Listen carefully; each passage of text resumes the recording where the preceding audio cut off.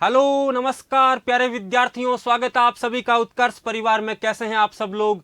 उम्मीद कर रहा हूं कि सब लोग बहुत अच्छे होंगे, स्वस्थ होंगे, मस्त होंगे और अपनी पढ़ाई में ज़बरदस्त तरीके से व्यस्त भी होंगे। तो चलिए, आप सभी का हार्दिक स्वागत, अभिनंदन है इस उत्कर्ष के ऑनलाइन प्लेटफॉर्म पर, जहां पर हम आपके लिए लेकर आए हैं इंडियन पॉलिटी के कुछ टॉपिक्स। महत्वपूर्ण बिंदुओं पर हम चर्चा करने वाले हैं और इंडियन पॉलिटी का आज का जो हमारा टॉपिक रहने वाला है इस सेशन में, आज हम पढ़ने वाले हैं संविधान सभा में कॉन्स्टिट्यूट असेंबली के बारे में आज हम डिस्कस करने वाले हैं। संविधान सभा के संदर्भ में जब हम शुरू करें उससे पहले दो तीन बातों को आप समझ लीजिए। इसमें देखिए, संविधान सभा पार्ट 1 हम पढ़ने जा रहे हैं। जितना पार्ट 1 में हो पाएगा उतना हम आज पढ़ने का प्रयास करेंगे, बाकी नेक्स्ट क्लास में हम इसको पढ़ेंगे। संविधान सभा क्या है ये समझने से पहले आपको इस बात की जानकारी होनी चाहिए कि भारत जैसे अधिकांश देशों में पहले राजतंत्र हुआ करता था, लेकिन वर्तमान में विश्व के अधिकांश देशों में लोकतंत्र है। राजतंत्र का मतलब ऐसी शासन व्यवस्था जिसमें शासन के सभी हिस्सों पर एक ही व्यक्ति का शासन होता था, एक ही व्यक्ति का हुक्म हुआ करता था, वो था राजा। राजा ही पूरे राज्य के लिए कानून का निर्माण करता, राजा ही उनको लागू करवाने का कार्य करता और साथ ही राजा ही नियम तोड़ने वाले व्यक्ति को दंडित किया करता था। लेकिन जब हम आज़ाद हुए, आज़ादी के बाद में जब विश्व के अधिकांश देशों की भांति हमारे देश ने भी लोकतंत्र को अपनाया, डेमोक्रेसी को अपनाया, तो लोकतंत्र में सबसे पहला सवाल यही उठा कि अब लोकतंत्र में शासन व्यवस्था संचालित कैसे होगी, क्योंकि लोकतंत्र का मतलब होता है जनता का शासन। और जनता का शासन किस प्रकार से संचालित किया जाएगा, राज्य की प्रशासनिक और राजनीतिक व्यवस्था को कैसे संचालित किया जाएगा, इसके लिए हमने संविधान का निर्माण किया, कॉन्स्टिट्यूशन बनाया। हमने भारत के संविधान का निर्माण किया गया लोकतंत्र को संचालित करने के लिए। संविधान का निर्माण हमने किया।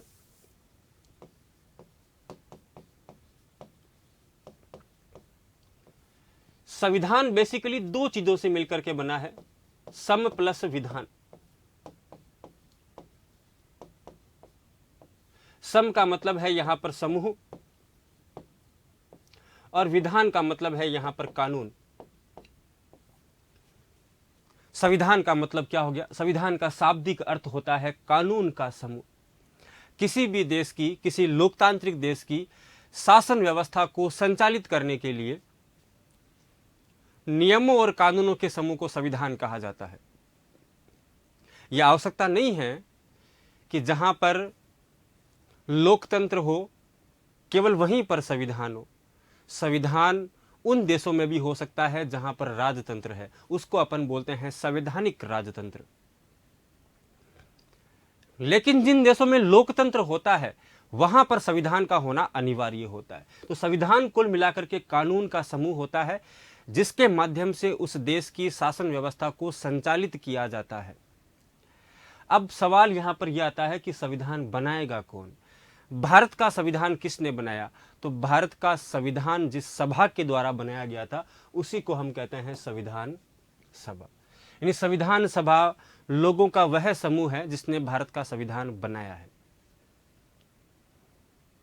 संविधान सभा तक हम आएंगे, लेकिन पहले हमें इस बात पर विचार करना पड़ेगा कि अंग्रेजी हुकूमत की इतने लंबे कालखंड के पश्चात क्या हमें इतना आसानी से संविधान मिल गया था? नहीं, संविधान इतनी आसानी से हमें नहीं मिला था और इसके लिए भारतीयों ने खूब प्रयास किया था। तो भारतीयों ने कब कब प्रयास किया है, भारतीयों ने कब कब संविधान के निर्माण के संदर्भ में अपनी मांग रखी है, और अंग्रेजों ने कब जाकर के इस बात को स्वीकार किया कि हम भारतीयों के लिए संविधान सभा का गठन करेंगे, इसको लेकर के पहले हम डिस्कस करेंगे। उसके बाद में हम संविधान सभा को पढ़ेंगे। तो सबसे पहले हम क्या पढ़ने वाले हैं? सबसे पहले हम पढ़ेंगे संविधान निर्माण की ऐतिहासिक पृष्ठभूमि। संविधान निर्माण की ऐतिहासिक पृष्ठभूमि के बारे में पढ़ेंगे। इतिहास क्या रहा है, भारत के लोगों ने कब कब प्रयास किया। और सबसे पहले आपके सामने यह लिखा हुआ है वर्ष 1895, 1895 और 1895 में यह वह वर्ष है जिस वर्ष में पहली बार किसी भारतीय ने संविधान निर्माण की मांग की थी। वे पहले भारतीय थे बाल गंगाधर तिलक। बाल गंगाधर तिलक। तो बाल गंगाधर तिलक पहले भारतीय हैं जिन्होंने संविधान निर्माण की मांग की थी। बाल गंगाधर तिलक 1895 में एक स्वराज विधेयक पेश करते हैं। इस स्वराज विधेयक के तहत बाल गंगाधर तिलक ने भारतीयों को स्वराज दिलाने की बात की थी। स्वराज का मतलब होता है खुद का राज। और इसी के तहत बाल गंगाधर तिलक का जो प्रसिद्ध कथन यहां से फेमस होता है कि स्वराज मेरा जन्मसिद्ध अधिकार है और मैं इसे लेकर के रहूंगा। यह स्वराज विधेयक के तहत बाल गंगाधर तिलक ने 1895 में बात कही थी। इसमें सीधे तौर पर बाल गंगाधर तिलक ने संविधान सभा शब्द का प्रयोग नहीं किया था, स्वराज शब्द का प्रयोग किया था। इसलिए हम कहते हैं कि यह संविधान सभा की अनौपचारिक मांग है। यह संविधान सभा की अनौपचारिक मांग है।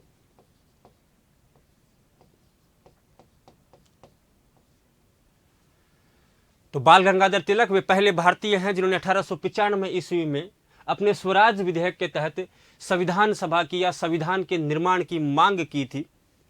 लेकिन यह मांग अनौपचारिक मांग थी, यह औपचारिक मांग नहीं थी, यह व्यक्तिगत रूप से की गई मांग नहीं थी, यह सीधे तौर पर संविधान सभा की मांग नहीं थी। इसमें स्वराज शब्द का प्रयोग किया गया था। इसलिए बाल गंगाधर तिलक अनौपचारिक मांग करने वाले पहले भारतीय हैं।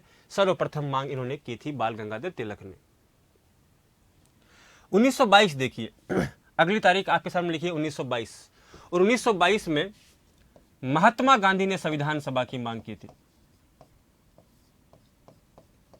भारत के राष्ट्रपिता मोहनदास करमचंद गांधी, महात्मा गांधी ने 1922 में संविधान सभा की मांग की थी। और गांधी जी का कहना था कि भारत का संविधान भारतीयों की इच्छा के अनुसार होना चाहिए। इस प्रकार से दो बड़े व्यक्तित्व यहां पर हम पढ़ते हैं, बाल गंगाधर तिलक और महात्मा गांधी। 1895 में तिलक ने, 1922 में महात्मा गांधी ने संविधान सभा की मांग की। जब लगातार भारतीयों की ओर से ये प्रयास हो रहे थे, अंग्रेज संज्ञान लेते हैं 1928 के अंदर। 1928 में अंग्रेजों का एक भारत सचिव था लॉर्ड ब्रिकनहेड। लॉर्ड ब्रिकनहेड ने भारतीयों को संविधान बनाने की चुनौती पेश की। 1928 के अंदर लॉर्ड ब्रिकनहेड ने भारतीयों को जब संविधान बनाने की चुनौती पेश की, भारतीयों ने इसको स्वीकार किया। लॉर्ड ब्रिकनहेड शायद ये सोच रहे थे, लॉर्ड ब्रिकनहेड उस समय भारत सचिव के पद पर हुआ करते थे।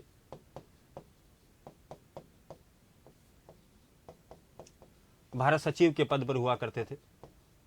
लॉर्ड ब्रिकनहेड का विचार यह था कि भारतीय संविधान के बारे में कुछ नहीं जानते, इसलिए भारतीय जो है संविधान बना ही नहीं पाएंगे। इसलिए ब्रिकनहेड ने भारतीयों को संविधान बनाने की चुनौती पेश कर दी, संविधान निर्माण की चुनौती दी।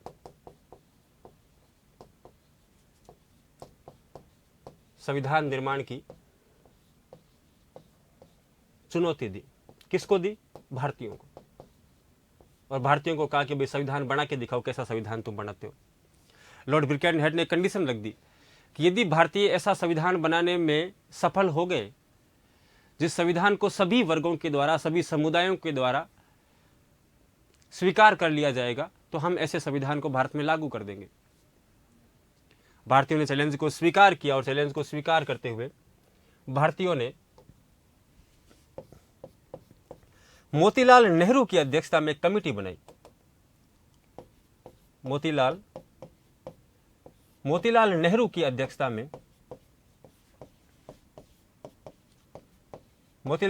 अध्यक्षता में एक समिति का निर्माण किया। उस समिति का नाम था नेहरू समिति। नेहरू कमेटी का गठन किया गया। इस नेहरू कमेटी के चेयरमैन कौन थे? इसके अध्यक्ष थे आपके पंडित जवाहरलाल नेहरू के पिता मोतीलाल नेहरू। तो मोतीलाल नेहरू की अध्यक्षता में जो कमेटी बनी नेहरू समिति, इसने भारतीयों के लिए संविधान बनाने का काम किया था। यह भारतीयों के द्वारा किया गया पहला प्रयास था, यह भारतीयों के द्वारा बनाया गया पहला संविधान था, जिसको नेहरू रिपोर्ट के नाम से जानते हैं। तो नेहरू कमेटी ने जो रिपोर्ट प्रस्तुत की, उस रिपोर्ट को किस नाम से जानेंगे? नेहरू रिपोर्ट। यह नेहरू रिपोर्ट भारतीयों के द्वारा तैयार किया गया पहला संविधान है।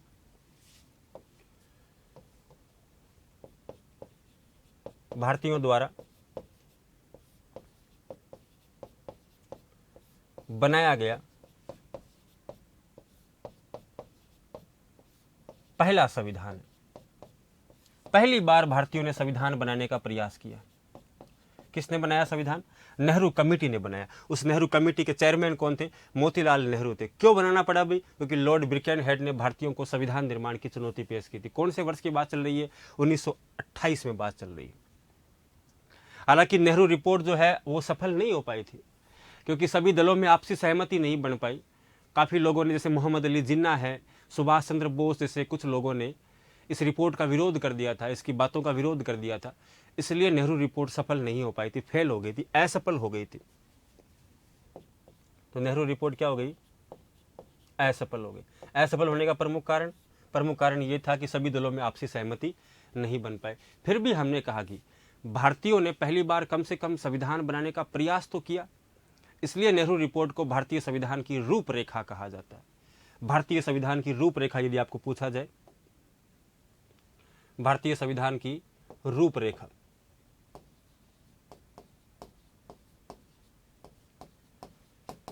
भारतीय संविधान की रूपरेखा, रूपरेखा कह सकते हैं, अंग्रेजी में इसको बोलते हैं ब्लूप्रिंट। भारतीय संविधान का ब्लूप्रिंट कह सकते हैं, ब्लूप्रिंट या रूपरेखा कह सकते हैं। किसको कहा जाएगा? नेहरू रिपोर्ट को कहा जाएगा। नेहरू रिपोर्ट भारतीय संविधान का ब्लूप्रिंट है, भारतीय संविधान की रूपरेखा है। ये थोड़ा सा जो है आपको ध्यान में रखना, एग्जाम में कई बार ये प्रश्न पूछा गया है, भारतीय संविधान का ब्लूप्रिंट या भारतीय संविधान की रूपरेखा किसे कहा जाता है। ये 1928 की बात है। आगे बढ़ते हैं। आगे देखिए, लिखा हुआ है 1934, और 1934 के अंदर एम.एन. रॉय ने संविधान सभा की मांग की।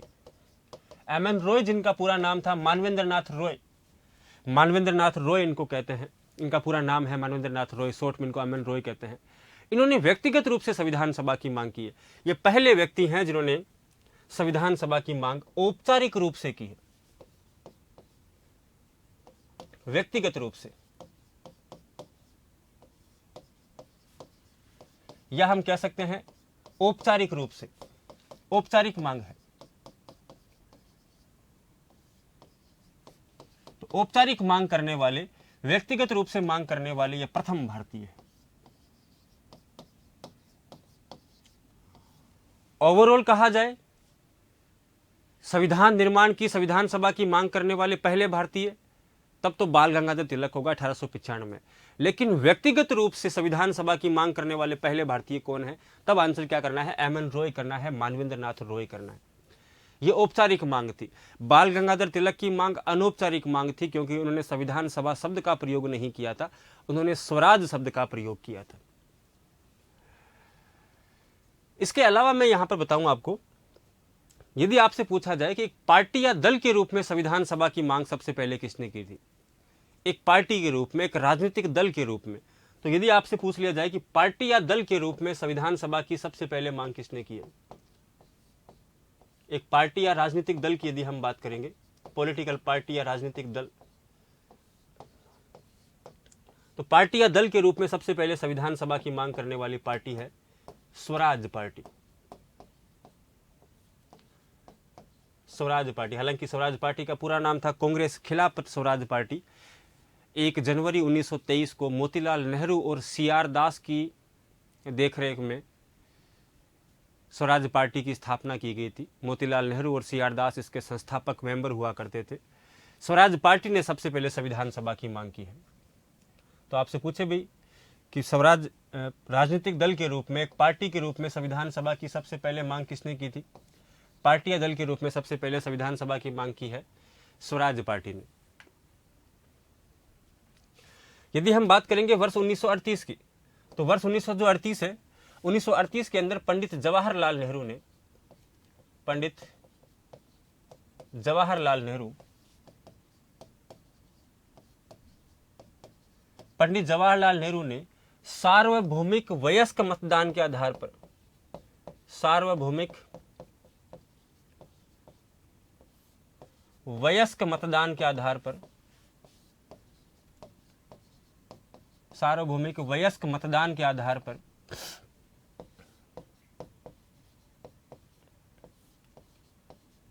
निर्वाचित संविधान सभा की मांग की। निर्वाचित संविधान सभा की मांग की।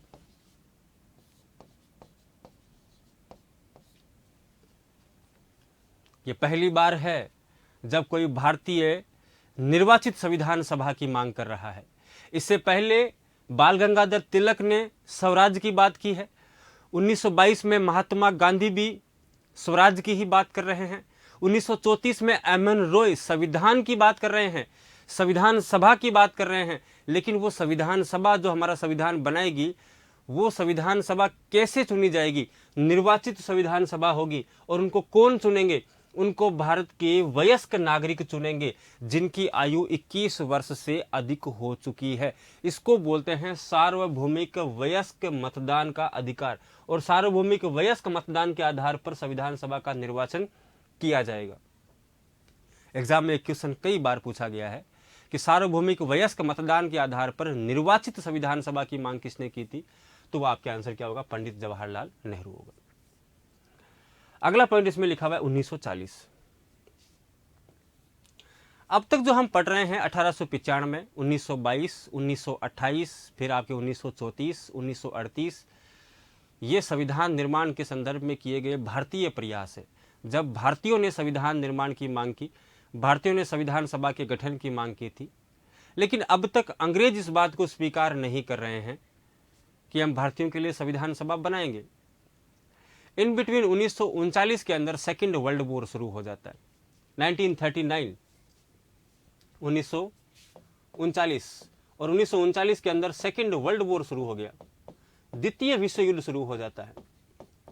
और सेकेंड वर्ल्ड वॉर के अंदर विश्व 2 गुटों के अंदर विभाजित हो गया था, मित्र राष्ट्र और धुरी राष्ट्र। और धुरी राष्ट्रों का नेतृत्व कर रहा था जर्मनी, जापान और इटली। विशेष रूप से जर्मनी, जहां से हिटलर जो है वो अटैक कर रहा था पूरे विश्व के ऊपर। इधर मित्र राष्ट्र जिसको लीड करने वाले 3 प्रमुख देश थे, ब्रिटेन, रूस और अमेरिका। और मुख्य रूप से ब्रिटेन होगा क्योंकि पूरे विश्व के अंदर और विश्व के बहुत बड़े भूभाग के ऊपर ब्रिटेन का राज था। तो सेकेंड वर्ल्ड वॉर जब शुरू हुआ तो सेकेंड वर्ल्ड वॉर में अंग्रेजों को भारतीयों की आवश्यकता पड़ी, भारतीयों को अपनी सेना में शामिल करने की आवश्यकता पड़ी।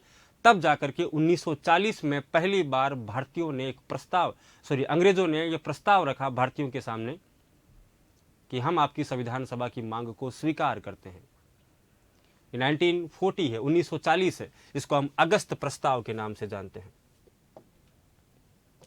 अगस्त प्रस्ताव के नाम से जानते हैं। अगस्त प्रस्ताव। और इस प्रस्ताव में पहली बार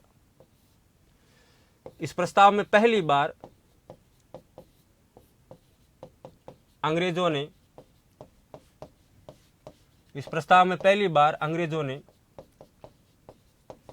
संविधान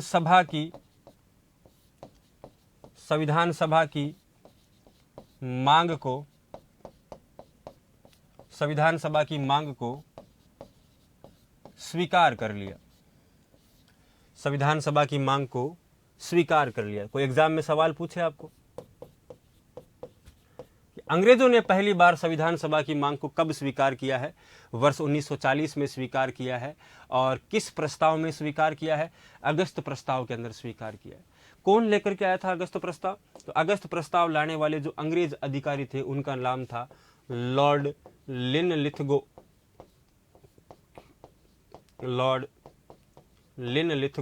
यानी यह प्रस्ताव लॉर्ड लिनलिथगो के द्वारा पेश किया गया था। इस प्रस्ताव में पहली बार अंग्रेजों ने स्वीकार किया कि हम भारतीयों के लिए संविधान सभा का गठन करेंगे। लेकिन अंग्रेजों ने कहा कि हम संविधान सभा जो बनाएंगे वो सेकेंड वर्ल्ड वॉर के खत्म होने के बाद में बनाएंगे। और भारतीयों को विश्वास अंग्रेजों के ऊपर नहीं रह गया था।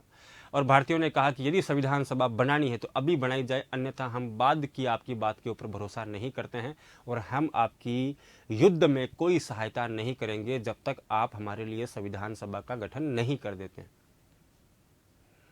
कुल मिलाकर के 1940 का अगस्त प्रस्ताव फेल हो गया क्योंकि भारतीयों ने इसको अस्वीकार कर दिया।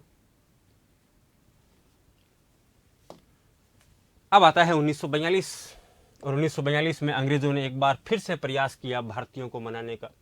एक और प्रस्ताव भेजते हैं, क्रिप्स प्रस्ताव। क्रिप्स प्रस्ताव को भारत भेजा गया था सर स्टेफर्ड क्रिप्स के नेतृत्व में। अंग्रेज अधिकारी सर स्टेफर्ड क्रिप्स को भारत भेजा गया भारतीयों को मनाने के लिए, ताकि भारत के लोगों को सेकेंड वर्ल्ड वॉर के अंदर युद्ध में शामिल किया जा सके। स्टेफर्ड क्रिप्स ये प्रस्ताव लेकर के आए हैं, इसलिए प्रस्ताव का नाम क्या पड़ गया, क्रिप्स प्रस्ताव पड़ गया। क्रिप्स मिशन भी इसको बोलते हैं। इस प्रस्ताव में क्या होता है, इस प्रस्ताव में अंग्रेजों ने अपनी वही बात दोहराई और कहा कि हम भारतीयों के लिए संविधान सभा बनाएंगे। लेकिन क्रिप्स प्रस्ताव एक कदम आगे बढ़ करके यहां तक बताता है कि संविधान सभा कैसे बनेगी, संविधान सभा का गठन कैसे होगा, उसका चुनाव कैसे होगा।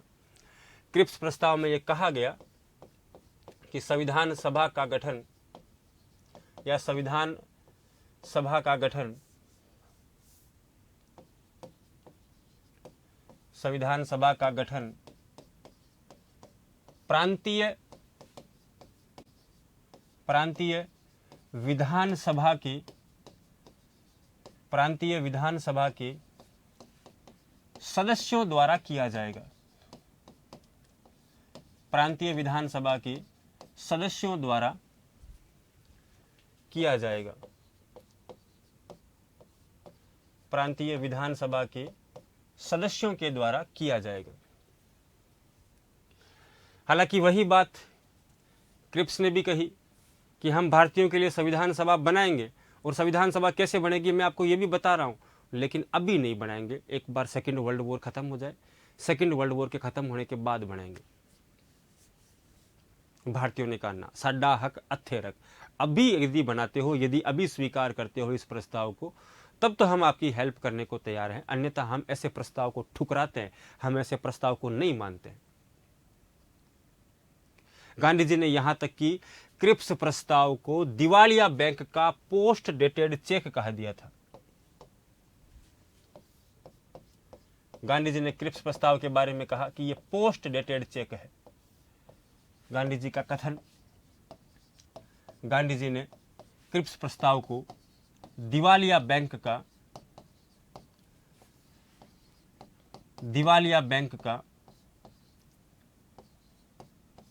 पोस्ट डेटेड चेक कहा। पोस्ट डेटेड चेक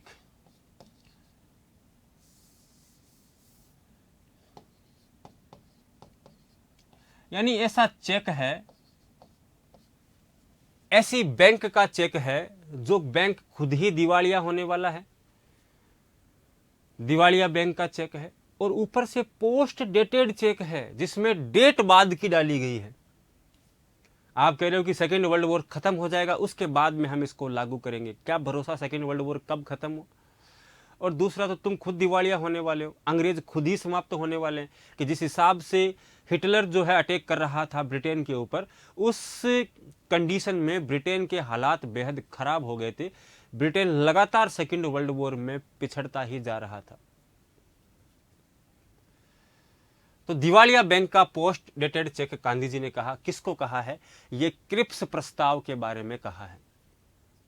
यदि बात करेंगे तो अगस्त प्रस्ताव और क्रिप्स प्रस्ताव दो अंग्रेजों के द्वारा दिए गए प्रस्ताव थे, जिसमें उन्होंने संविधान सभा की मांग को स्वीकार किया, लेकिन भारतीयों ने दोनों ही प्रस्ताव को क्या कर दिया, खारिज कर दिया, अस्वीकार कर दिया। फाइनली 1945 के अंदर सेकेंड वर्ल्ड वॉर खत्म होता है। सेकेंड वर्ल्ड वॉर के खत्म होने के बाद में अंग्रेजों ने एक और प्रस्ताव भारत भेजा। वो प्रस्ताव था कैबिनेट प्रस्ताव, जिसको हम कैबिनेट मिशन के नाम से जानते हैं। कैबिनेट मिशन, कैबिनेट मिशन या कैबिनेट प्रस्ताव, या इसको हिंदी में बोलते हैं मंत्रिमंडलीय प्रस्ताव। मंत्रिमंडलीय प्रस्ताव, मंत्रिमंडलीय प्रस्ताव भेजा गया था अंग्रेजों के द्वारा, और इस प्रस्ताव में 3 मेंबर थे। इस मिशन में 3 सदस्य थे,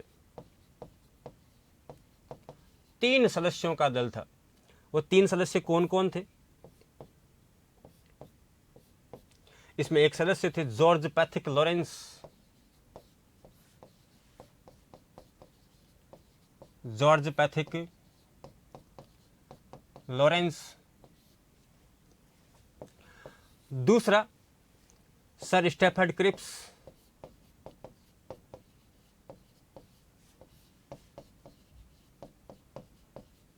और तीसरे इसके मेंबर थे एवी अलेक्जेंडर।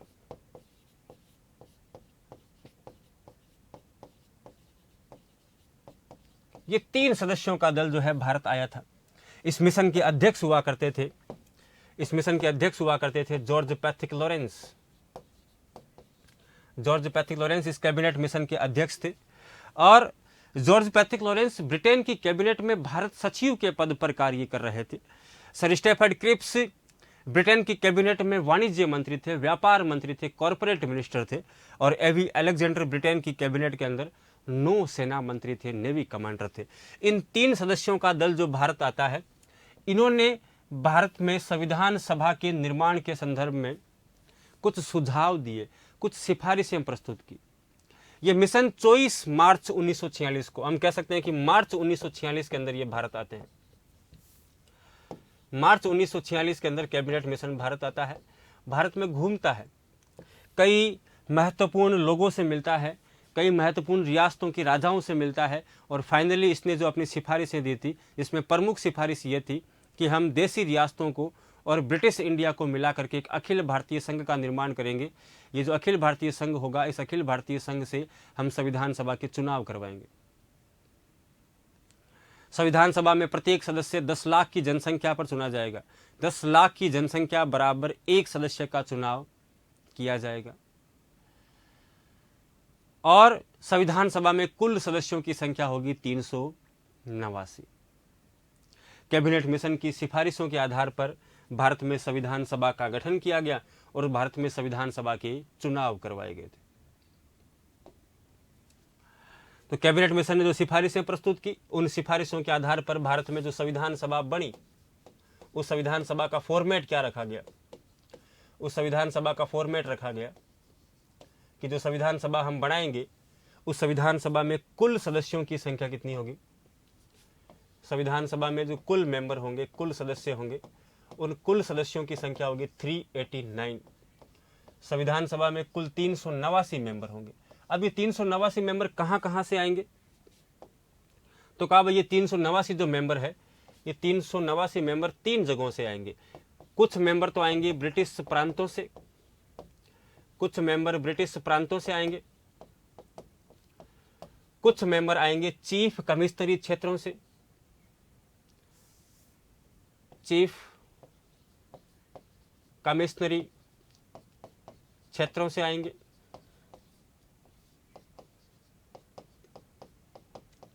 और कुछ सदस्य आएंगे आपके देसी रियासतों से, देसी रियासतों से।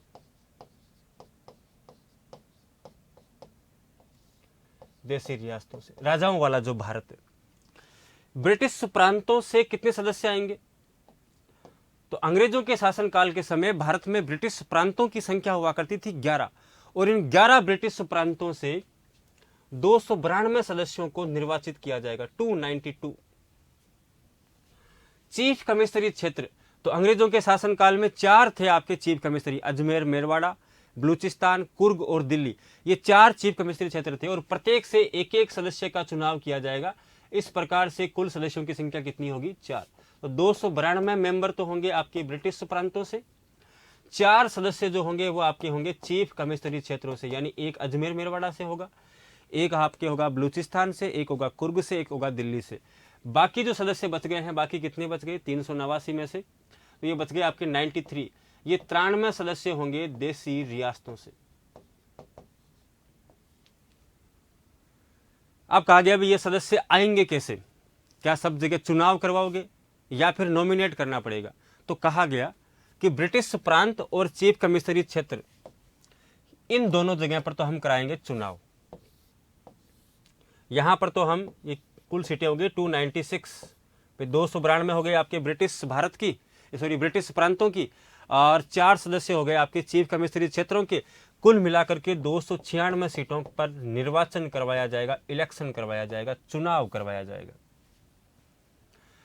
जबकि बाकी जो 93 सीटें बच गई है जो देशी रियासतों से आएंगी, इन 93 सदस्यों को राजाओं के द्वारा मनोनीत किया जाएगा, नॉमिनेट किया जाएगा, राजाओं द्वारा मनोनीत किया जाएगा। प्रत्येक रियासत का जो राजा होगा वो राजा अपने यहां से सदस्यों को नॉमिनेट करके, मनोनीत करके संविधान सभा में भेज सकता है। इधर हम चुनाव नहीं करवाएंगे, चुनाव करवाएंगे केवल इन 296 सीटों पर। 292 ब्रिटिश भारत के सदस्य, ब्रिटिश प्रांतों के सदस्य, और 4 हैं चीफ कमिश्नरी क्षेत्रों के सदस्य। कुल मिलाकर के 296 सीटों पर क्या करवाया जाएगा? संविधान सभा के चुनाव। इस प्रकार से कुल सदस्यों की संख्या कितनी होगी? 389। और ये 389 सदस्य कैसे आए हैं? क्योंकि प्रत्येक 10 लाख की जनसंख्या पर एक सदस्य का चुनाव किया जाएगा। 10 लाख की जनसंख्या पर एक सदस्य का चुनाव किया जाएगा। 10 लाख की पॉपुलेशन बराबर एक मेंबर। तो उस समय जो भारत की पॉपुलेशन थी, भारत की जनसंख्या थी, उसके अकॉर्डिंग जब उसको 10 लाख के रेशियो में अपन डिवाइड करते हैं तो कुल सदस्यों की संख्या निकल के आती है 389। अब भाई 296 सीटों पर चुनाव करवाएंगे, संविधान सभा के चुनाव। जुलाई अगस्त 1946 के अंदर, जुलाई अगस्त 1946 में संविधान सभा के चुनाव होते हैं कैबिनेट मिशन की सिफारिशों के आधार पर। तो कैबिनेट मिशन की सिफारिशों के आधार पर भारत में संविधान सभा के चुनाव हुए और कैबिनेट मिशन की सिफारिशों के आधार पर ही भारत में संविधान सभा का गठन किया गया। कितनी सीटों के ऊपर चुनाव होगा? तो चुनाव कितनी सीटों के ऊपर हुआ? अभी पीछे हम डिस्कस कर रहे थे। चुनाव करवाया गया 296 सीटों के ऊपर। 296 सीटों के ऊपर जो चुनाव होता है, उस चुनाव के अंदर सर्वाधिक सीटें जीती है कांग्रेस पार्टी। सबसे अधिक सीटें जीती है कांग्रेस पार्टी और कांग्रेस पार्टी ने इस चुनाव के अंदर 296 में से 208 सीटों के ऊपर जीत दर्ज की। दूसरी बड़ी पार्टी बनती है यहां पर मुस्लिम लीग, और मुस्लिम लीग ने इस चुनाव के अंदर 73 सीटों के ऊपर जीत दर्ज की। बाकी जो सीटें बच गई है आपके, वो अन्य के खाते में गई। कुछ छोटी छोटी पार्टियां थी, उन पार्टियों ने मिलकर के 15 सीटों के ऊपर जीत दर्ज की। तो यह संविधान सभा का चुनाव जुलाई अगस्त 1946 में होता है 296 सीटों के ऊपर। यदि हम इन चुनाव की बात करेंगे तो इन चुनाव में सर्वाधिक सदस्य, यदि हम बात करेंगे चुनाव में सर्वाधिक सदस्य कौन सी प्रांत से निर्वाचित किए गए थे, सर्वाधिक सदस्य कौन से प्रांत से निर्वाचित किए गए थे, तो सबसे अधिक सदस्य ब्रिटिश प्रांत से निर्वाचित किए गए थे। संयुक्त प्रांत, सबसे अधिक सदस्य संयुक्त प्रांत से निर्वाचित किए गए थे। संयुक्त प्रांत जिसको आज वर्तमान में आप उत्तर प्रदेश के नाम से जानते हैं। 55 सदस्य, सबसे अधिक 55 सदस्य या सबसे अधिक 55 सीटें जो थी वो कहां पर थी? संयुक्त प्रांत। हालांकि उसके बाद में सेकंड पोजीशन पर आपके आता है मद्रास प्रांत, और मद्रास प्रांत से 49 मेंबर चुने गए थे। तो सबसे अधिक संविधान सभा में सबसे अधिक जो सीटें थी वो कौन से प्रांत में थी? संयुक्त प्रांत 55, और सबसे उसके बाद में सेकंड हाईएस्ट जो है वो मद्रास प्रांत है 49। संविधान सभा के जो चुनाव होते हैं इसमें महात्मा गांधी और मोहम्मद अली जिन्ना ने भाग नहीं लिया था। महात्मा गांधी और मोहम्मद अली जिन्ना ने संविधान सभा के चुनाव के अंदर भाग नहीं लिया। भाई 296 सीटों के ऊपर चुनाव हो गए। हालांकि इस चुनाव के बाद में मुस्लिम लीग ने चुनाव का बहिष्कार कर दिया था। मुस्लिम लीग ने कहा कि हमें संविधान सभा में कम सीटें प्राप्त हुई है और कांग्रेस को सीटें अधिक प्राप्त हुई है, इसलिए कांग्रेस जो है अपने अकॉर्डिंग संविधान बनाएगी। चूंकि कांग्रेस हिंदुओं की पार्टी है, इसलिए संविधान जो बनेगा वो हिंदुओं के लिए बनेगा, मुसलमानों के लिए संविधान में कुछ भी नहीं होगा। इसलिए मोहम्मद अली जिन्ना ने, मुस्लिम लीग ने चुनाव का बहिष्कार किया और 16 अगस्त 1946 को सीधी या प्रत्यक्ष कार्यवाही दिवस के रूप में मुस्लिम लीग के द्वारा मनाया गया था। पूरे देश में सांप्रदायिक दंगे हो गए थे, देश के हालात खराब हो गए थे। फाइनली जो है मजबूर होकर के और मुस्लिम लीग के प्रस्ताव को स्वीकार करना पड़ा। जिन्ना की जिद पर भारत को झुकना पड़ा था और भारत और पाकिस्तान नाम के 2 अलग अलग देश बनाने पड़े थे, देश का विभाजन करना पड़ा था। तो ये संविधान सभा के चुनाव। अब पढ़ते हैं भाई संविधान सभा की कार्रवाई। संविधान सभा हमने क्यों बनाई? संविधान का निर्माण करने के लिए। तो संविधान का निर्माण का कार्य कब से शुरू होता है, वहां से अपन पढ़ना शुरू करते हैं। सबसे पहले है 9 दिसंबर 1946 संविधान सभा की प्रथम बैठक। 9 दिसंबर 1946 को संविधान सभा की पहली बैठक होती है और इस पहली बैठक में कुल 207 सदस्यों ने भाग लिया। कुल 207 सदस्यों ने संविधान सभा की पहली बैठक में 207 सदस्यों ने भाग लिया था। आपके दिमाग में प्रश्न आ रहा होगा कि जब कुल सदस्यों की संख्या 389 थी तो 207 सदस्यों ने ही कैसे भाग लिया? मैंने अभी बताया आपको कि 73 तो मुस्लिम लीग वाले हैं, 73 जो मुस्लिम लीग के सदस्य हैं उन्होंने संविधान सभा की पहली मीटिंग में भाग नहीं लिया, उन्होंने बहिष्कार ही कर दिया चुनाव का। दूसरा, जो देसी रियासत के राजा थे, राजाओं ने अपने प्रतिनिधि जो है पहली मीटिंग में भेजे ही नहीं। तो देसी रियासतों के सदस्यों ने भी संविधान सभा की पहली मीटिंग में भाग नहीं लिया। इस प्रकार से कुल सदस्यों की संख्या 207 मेंबर ने इसमें भाग लिया। इस दिन एक महत्वपूर्ण कार्य क्या हुआ? इस दिन संविधान सभा ने अपने अस्थायी अध्यक्ष का चुनाव किया। पहली मीटिंग जब भी होती है तो स्थायी अध्यक्ष तो होता नहीं है। पहली मीटिंग को संचालित करने के लिए कुछ समय के लिए, जब तक स्थायी अध्यक्ष का चुनाव नहीं हो जाए, टेम्परेरी रूप से चेयरमैन का चयन किया जाता है, बनाया जाता है। तो अस्थायी अध्यक्ष बनाए गए थे डॉक्टर सच्चिदानंद सिन्हा। डॉक्टर सच्चिदानंद सिन्हा को संविधान सभा का अस्थायी अध्यक्ष, टेम्परेरी चेयरमैन जो है वो बनाया गया। कब बनाया गया?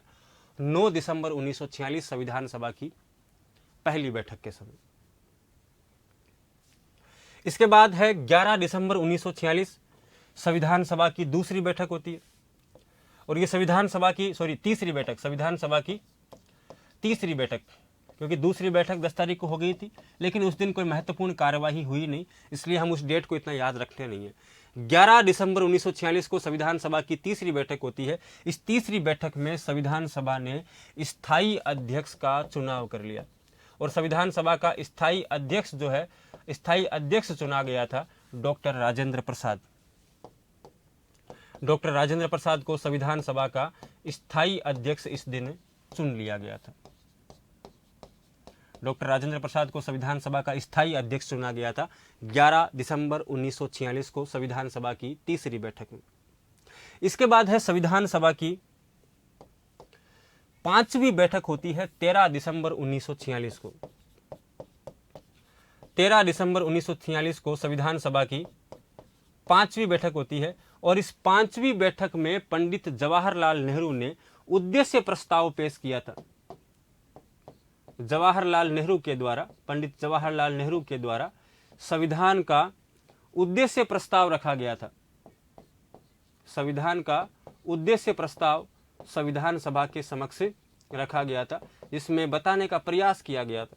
इस उद्देश्य प्रस्ताव के माध्यम से पंडित जवाहरलाल नेहरू ने यह बताने का प्रयास किया कि हम भारत के लोग जो संविधान बनाना जा रहे हैं, हम जिस संविधान का निर्माण कर रहे हैं, वो संविधान बनेगा कैसे, उसके मूल आदर्श क्या होंगे, उसके मूल भाव क्या होंगे, हम किन रास्तों पर चल करके भारत का संविधान बनाना चाहते हैं, उन सभी उद्देश्यों को स्पष्ट किया गया उद्देश्य प्रस्ताव में। उद्देश्य प्रस्ताव हालांकि 13 दिसंबर 1946 को पेश कर दिया गया था। उद्देश्य प्रस्ताव इस दिन पेश कर दिया गया था, लेकिन उद्देश्य प्रस्ताव इस दिन पारित नहीं किया गया। उद्देश्य प्रस्ताव को इस दिन पारित नहीं किया गया। उद्देश्य प्रस्ताव को कब पारित किया गया, ये हम पढ़ेंगे अगले पार्ट में, अगली क्लास में। आज की क्लास आपको कैसी लगी कमेंट करके आप सब लोग ज़रूर बताएंगे और आप सबका प्यार और आपका सपोर्ट, आपका समर्थन, आपका साथ जो है उत्कर्ष परिवार को हमेशा से मिलता रहा है और मिलेगा। आप सभी जो है इस क्लास से जुड़े, इसके लिए आपको बहुत बहुत आभार, धन्यवाद। आपका दिन शुभ हो।